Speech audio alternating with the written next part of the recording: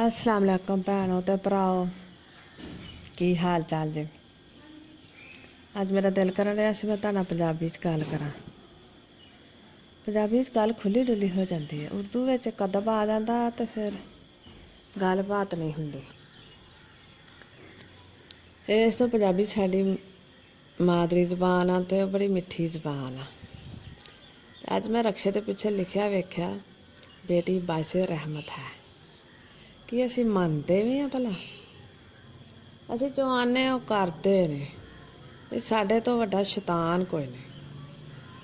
शैतान भी सानूं वेख के ना मुस्कुराउंदा होना कि वाकई जे ये लोग जे ने ना, ये कौम कदी तरक्की नहीं कर सकती। ये जो कहंदे वो करते ही नहीं। भी गोरियां दे असीं बड़े खिलाफ हाँ। वो तो चलो ठीक है, मन्निया कि गोरियां दे कम कई भैड़े भी है ने, कई चंगे भी है ने, पर यह कि वो जो कहते ने वो करते भी ने। साडे ना तो करते आ ते ना कहते, कख भी नहीं करते। जो कहना है ना वो साडा मकसद है कि असीं वो करना नहीं।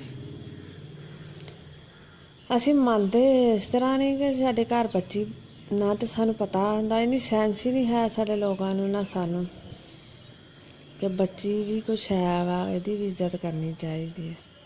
हुण कुछ चंद जुमले जिहड़े आ वो लोग एक्सैप्ट करन लगे ने कि बेटी बाइसे रहमत आ।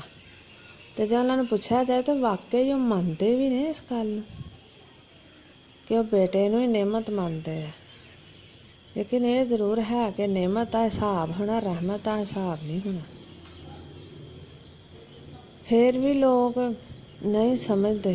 साडे आले दुआले लोग जिहड़े ने वो बेटी नूं बोझ ही समझते आ। बोझ मैं नहीं, बहुत छोटा लफज आ, कुछ होर होना चाहिदा सी। तुहाडा की ख्याल, होर की इहदे जगह ते होना चाहिदा सी? कुछ होर उर्दू च लफज होया ही नहीं, पंजाबी च की कहंदे ने इहनूं? पता नहीं, मेरी पंजाबी एडी ठीक नहीं है। ते बोझ कुछ छोटा लफज आ। साडा दिमाग ही दरअसल ना खराब आ। वड्डियां ने कुछ ज़्यादा ही खराब कीता होया। अगली नस्ल तो फिर भी कुछ बेहतरी समझदी आ, कुछ चलाक हुशियार आ, सारे मामलात नूं समझदी आ। लेकिन जिहड़े वड्डे लोग ने उन्हां दा की कीता जाए? उन्हां नूं असीं सुधार नहीं सकदे। सानूं उन्हां नूं पिछे छड्डना पएगा, अगली नस्ल नूं सुधारना पएगा। ते मेरा ये ख्याल आ कि बेटी नूं असीं समझदे आ मजबूरी, कि पैदा भी मजबूरी नाल करदे आ कि अल्लाह ने दे दित्ती, हुण की सारा कसूर ही अल्लाह दा। हुण इहदा की करिए? हुण इहनूं मार दईए, हुण घरों कड्ढ दईए, की करिए? नहीं हो सकदा। गुनाह होऊगा, ऐदां होऊगा, उदां होएगा। लेकिन जिहड़ा लड़का असीं उहनूं पैदा भी अपनी खुशी नाल करदे, वो चाहे 8 हो जाण, 10 हो जाण, कोई इतराज़ नहीं किसी नूं। 8 लड़के, 10 लड़के, जिन्ने मर्जी करो, तुहाडी मर्जी। उन्हां नूं असीं बड़ी खुशी नाल पैदा करदे आ। हालांकि चाहे सानूं पता भी ना होए, ਉਹਦੇ दुनिया ते आउण ते खुशियां जो एक लड़का आ गया होर नहीं चाहिए। दादियां माइयां कहंदियां ने ना कि चल पुत्त एक कर लै, हैं? औरत एक करन दी भी सकत नहीं रखनी, ਉਹਨੇ एक कहण ले वो एक कर लैंदी आ। फिर हुंदा कि नहीं पुत्त जोड़ी होनी चाहिदी सी। फिटे मुकरो, जोड़ी कादी होनी चाहिदी सी? ते बहुत साडा माशरा खराब है यार। कुड़ी नूं ना तो असीं अपनी मर्जी दे नाल पैदा करदे आ, ना उहनूं खुशी नाल एक्सैप्ट करदे आ, ना असीं ਉਹਦੇ ते एक अपना टका भी लाउणा पसंद करदे आ।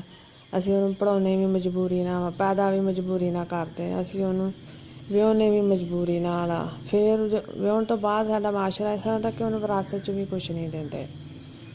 ਇਹੋ सब कुछ समझिया जाता कि बस लड़की नाम लग गया तो मजबूरी आ, बोझ आ, ताने आ, सब कुछ आ। जिथे लड़का लग गया बस बल्ले बल्ले हो जाने।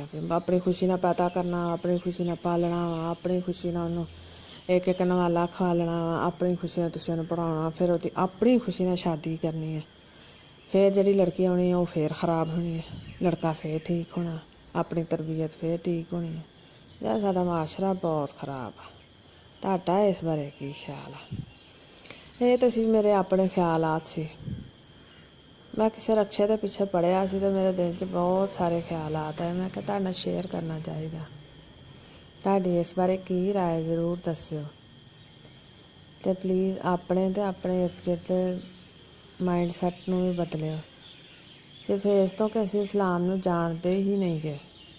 इस्लाम च औरत की कितनी इज्जत आ। मर्द की कम नहीं गी, लेकिन मर्द की हुकूमत है तो फिर औरत की कितनी इज्जत करनगे। वो तो फिर ओहो ही जानते ने ना, मर्दां की हुकूमत आ औरत।